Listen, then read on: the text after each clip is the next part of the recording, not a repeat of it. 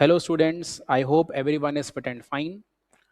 तो बच्चों, जैसा कि हम सब जानते हैं, एक जो हमारा बीएसटी का एग्ज़ाम है, बिजनेस स्टडीज़ का एग्ज़ाम, जो मार्च के मंथ में होने वाला था, but because of the covid situation अब वो एग्ज़ाम जो है वो जुलाई 9 2020 को शिफ्ट हो चुका है।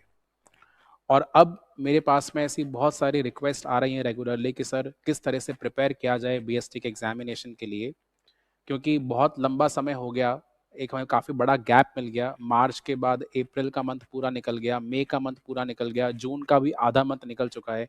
अब किस तरह से प्रिपरेशन करें, सब कुछ भूल चुके हैं बच्चों। डेफिनेटली ऐसा हो सकता है कि सब्जेक्ट की जो ग्रिप है थोड़ी कम हो गई हो अब, क्योंकि काफ़ी लंबा समय हो गया है ना। एक बहुत टाइम हो गया उस सब्जेक्ट को अब देखे हुए। पहले तो मार्च में पढ़ रहे थे इस होप से कि एग्ज़ाम होगा, बट एग्ज़ाम हुआ ही नहीं। हम वेट करते रहे। लॉकडाउन 1 हुआ, 2 हुआ, 3 हुआ, 4 हुआ, और हमारा एग्ज़ाम जो है पोस्टपोन होता चला गया। बट क्योंकि अब हमारे सामने एक गोल है कि जो हमारा एग्ज़ाम है वो 9th ऑफ जुलाई को होने वाला है, तो क्यों ना अब उसकी प्रिपरेशन करी जाए। So we are having round about 20 days with us now. आप ऐसा मान के चले कि आपके पास 20 डेज का एक फिक्स्ड टारगेट अवेलेबल है, और 20 डेज के टारगेट के अंदर आपको कुछ सिलेक्टेड चैप्टर्स जो हैं वो कवर अप करने हैं। आपकी जो फर्स्ट बुक है बिजनेस स्टडीज की, उसमें कितने चैप्टर्स हैं? उसमें 8 चैप्टर्स हैं। ठीक है। The first one is nature and significance, आपका प्रिंसिपल्स है। थर्ड क्या है? एनवायरनमेंट। और फिर उसके बाद में 5 हमारे मैनेजमेंट के फंक्शंस हैं, POSDC, planning, organising, staffing, directing, controlling. उसके बाद सेकंड बुक के अंदर 4 चैप्टर्स और हैं। मैनेजमेंट है, मार्केटिंग है, उसके अलावा कंज्यूमर प्रोटेक्शन है, और फाइनेंशियल मार्केट्स का चैप्टर है। तो 12 चैप्टर्स आपको कवर करने हैं। एंड हम लोग राउंड अबाउट 20 डेज का भी टेन्योर लेकर चल रहे हैं हमारे एग्जामिनेशन से पहले। तो अब कैसे डिवाइड करा जाए अपने टाइम को? Every day you can say you can complete around about 3/4 to 1 chapter. ठीक है ना। 3/4 या 1 चैप्टर आप एक दिन में पूरा पूरा कंप्लीट करिए। साथ में चैप्टर के कंप्लीशन के साथ में उसकी केस स्टडीज को भी एनालाइज करते रहिए, क्योंकि आपको मालूम है कि जो एग्जामिनेशन का पेपर है वो केस स्टडी बेस्ड है। साथ में हमारे ये जो ऑब्जेक्टिव क्वेश्चन 20 मार्क्स के वो भी आएंगे। तो एक अच्छी बुक लेकर आइए जहाँ पे आपके पास में काफ़ी सारे ऑब्जेक्टिव क्वेश्चंस अवेलेबल हो, बिकॉज एनसीईआरटी में इतने सारे ऑब्जेक्टिव क्वेश्चंस अवेलेबल नहीं है। एंड जब तक आप सफिशिएंट प्रैक्टिस नहीं करेंगे ऑब्जेक्टिव क्वेश्चंस की, तो कहीं ना कहीं जो परफॉर्मेंस है वो खराब हो जाती है मेन एग्जामिनेशन के अंदर। तो ऐसी कोई बुक लेकर आइए, रिफ्रेशर बुक लीजिए, जिसके अंदर आपके पास काफ़ी सारे ऑब्जेक्टिव क्वेश्चंस अवेलेबल हो और काफ़ी सारी केस स्टडीज अवेलेबल हो। पर डे कोशिश ये करिए कि 3/4 से लेकर 1 चैप्टर, वैसे 1 चैप्टर का टारगेट लेके चलो। एक चैप्टर एक दिन में कोई बहुत बड़ी बात नहीं है। एक चैप्टर बड़ी इजीली हम पढ़ सकते हैं। क्यों? सही बात है ना। एक चैप्टर पढ़ना कोई बड़ा टारगेट तो है नहीं।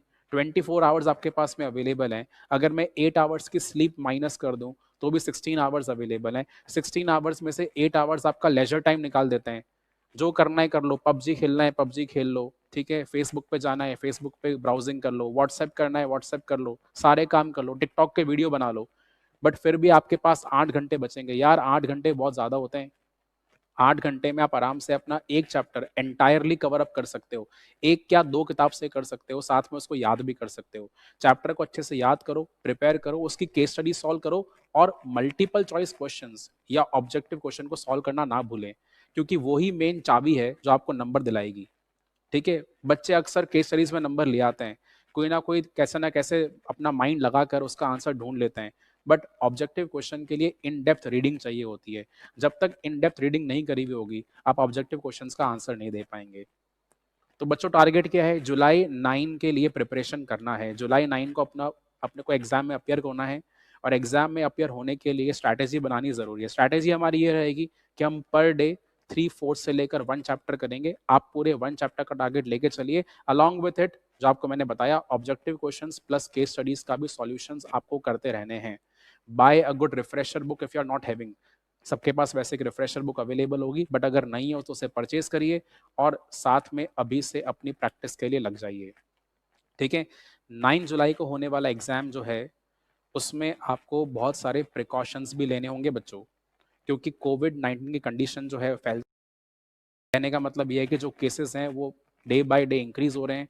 तो आपको अपने पर्सनल प्रोटेक्शन का भी ध्यान रखना है, and you are matured and grown up enough कि अपना ध्यान आप खुद रख सकते हैं। एग्जाम सेंटर पे जिस दिन जाएंगे, make use of sanitizer, wear a mask and distancing maintain करते हुए चलिए, क्योंकि सुरक्षा बहुत ज़रूरी है, खुद की हेल्थ का ध्यान रखना बहुत ज़रूरी है। वेल, अगर कोई भी दिक्कत आए, कोई भी तकलीफ आए, किसी चैप्टर के लिए कोई रिक्वेस्ट हो आपकी, डेफिनेटली कमेंट बॉक्स में डालिए, ठीक है।